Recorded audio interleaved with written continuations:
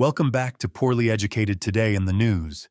And folks, let me tell you, if America was a four-wheeler, right now she's missing two tires, the engine's smoking, and somebody done duct-taped a raccoon to the steering wheel and told it to just do its best. It is January 20th, 2026, 1 year into Trump's second term, and this nation's running on spite, dollar store extension cords, and whatever fumes are left in the tank.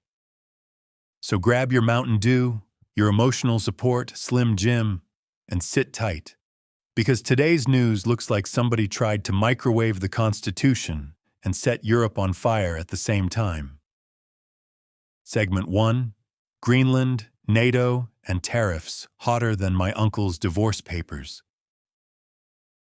So the president woke up this morning, looked at a map, and said, "Greenland's looking kinda lonely. I'm gonna go get that." And because this is Trump-America, the strategy ain't diplomacy, oh no. It's tariffs so big they could make a Viking cry.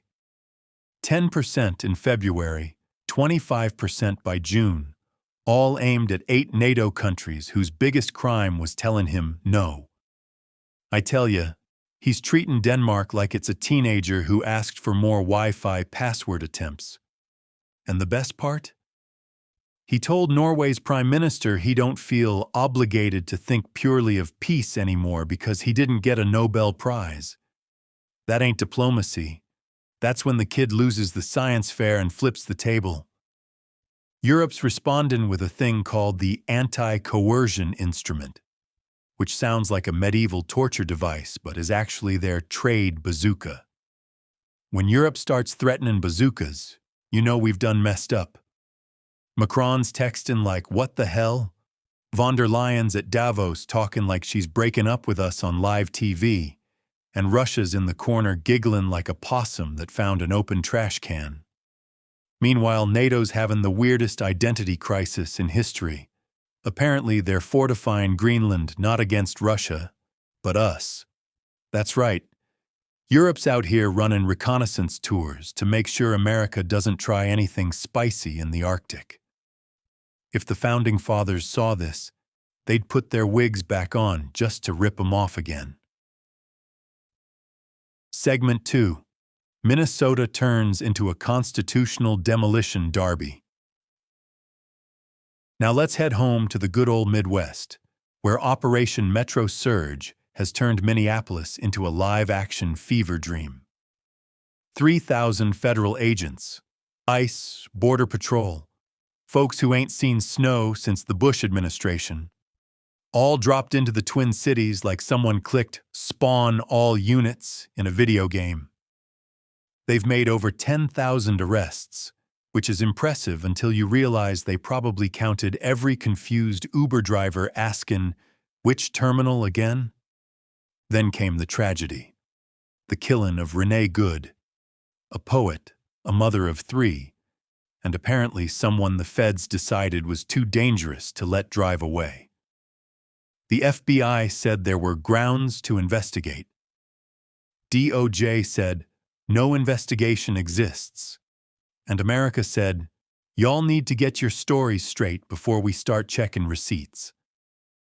And because every dumpster fire needs gasoline, DOJ decided to open criminal investigations into Minnesota's governor, the mayor, and the attorney general.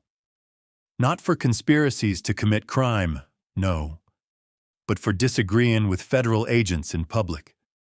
Lord help me. We've reached the era where disagreeing is RICO now. Governor Walz compared it to Trump going after Jerome Powell and Mark Kelly. And honestly, at this point, the administration's legal strategy is just spin the wheel, see who we indict next.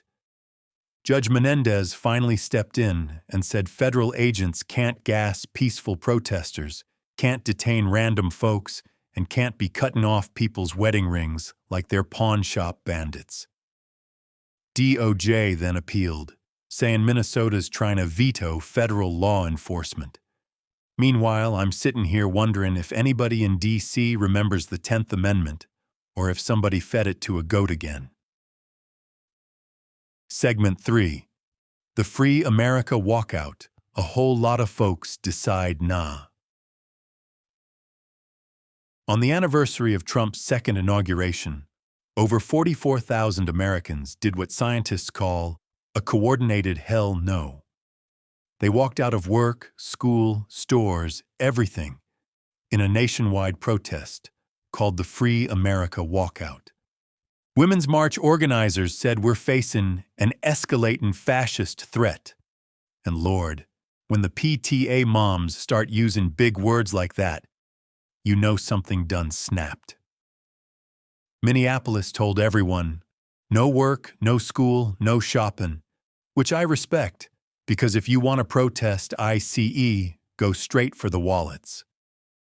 In Houston, folks turned the walkout into a walk-in and stormed their representatives' offices. That's Texas hospitality. They'll protest you, but politely, with indoor voices. Charlotte shouted, "Stop ICE terror." D.C. flooded the streets, students got involved, labor unions chimed in. It was like every group in America suddenly realized they all hate the same thing at the same time. That's called unity, y'all. The Founding Fathers would be proud if they weren't busy haunting us after hearing the Greenland news. Segment 4. Markets fall like my cousin's Dodge Neon. After he used cooking oil as coolant. Wall Street had a day, folks, a big one. A hide your retirement account under the mattress and pray kinda day. The S&P fell 1.8%. The Dow dropped 819 points, and the Nasdaq took a swan dive. Nvidia slid, Amazon slid. 3M face-planted harder than my cousin after trying moonshine for the first time. Caterpillar's down too. And if the global economy's a mood ring, Caterpillar's the part that screams something bad's coming. Meanwhile, gold shot up like it heard Beyoncé was handing it out for free. Silver soared. Bitcoin got scared and ran into a corner. It's a classic everyone panic but in an organized way moment. Then the IMF popped up like the overly optimistic friend who says, "Hey, maybe your house burning down is just an opportunity to buy new curtains." They raised global growth forecasts, saying AI investment and supply chain adaptation will save us. Yeah, sure. AI might save us, once it stops drawing people with 17 fingers. But there's a catch. The IMF assumes tariffs will stay around 18.5%. If Trump hits Europe with 25%, that forecast is about as useful as a screen door on a submarine. And hanging over all of this is Trump versus Cook, the Supreme Court case on whether the president can fire Fed governors for inefficiency, which is just a fancy word for, I don't like you. If Trump wins, the Fed's independence is toast, and inflation's gonna party like it's 1979 again. Segment 5. Board of Peace, War in Ukraine, and global chaos with a side of tariffs. Lord Almighty, we got ourselves a brand new Trump invention, the Board of Peace. It's like the UN, except you gotta pay $1 billion to get in. Trump chairs it, Kushner's taking notes, and Tony Blair keeps asking how he ended up back in the Middle East. Morocco joined, Hungary joined, Vietnam joined, and France told us to shove it. So Trump threatened a 200% wine tariff, which is how you start wars with people who have very sharp cheese knives. Meanwhile, Ukraine's getting pounded by the biggest Russian aerial assault yet. 300 drones and missiles slamming into the energy grid, knocking heat out for thousands in temperatures cold enough to freeze your regrets solid.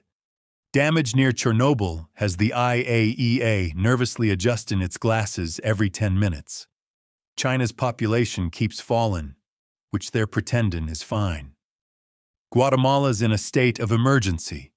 Iran's protest movement keeps getting more intense as state TV gets hacked like a teenager discovered the Wi-Fi password. The whole world feels like a carnival ride built by the lowest bidder, and someone greased the floor.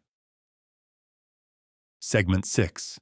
Space rescues, killer winter storms, cult court cases, and America behavin' badly. NASA had to do a medical evacuation from the International Space Station, the first ever. That's right, somebody got sick in space and the whole crew had to bail early like teenagers fleeing a house party when the parents come home. The ISS is now running on 3 people, which is how you know it's basically every small business in America right now. Then we got Winter Storm Fern, which meteorologists say will blanket the East Coast, freeze Texas solid, and generally make half the country look like a snow cone machine exploded. The flu's killing thousands, screen time is apparently melting kids' brains, and penguin breeding seasons are heating up. When penguins start complaining about global warming, you know the ice cubes in your freezer ain't safe either. In local crime, Houston's having shootouts, bar fights, cocaine deals with plot twists, and Texans fans throwing punches after a playoff loss. California found a gun and mask at a high school. Maryland's Zizian's cult is back in court, which sounds like a sci-fi movie I'd only watch if there's popcorn. And Novak Djokovic won his 100th match at the Australian Open, which is impressive. But at this point, that man wins tennis games the way raccoons win dumpster fights, relentlessly and without fear. In conclusion, this country is juggling foreign crises, domestic meltdowns, cult trials, penguin problems, and weather disasters like it's all part of some cosmic reality show produced by drunk angels. But we're still here, still laughing, still complaining, and still hoping the raccoon at the wheel knows where he's going. Stick around, stay warm, stay weird, and we'll see y'all next time on Poorly Educated Today in the News.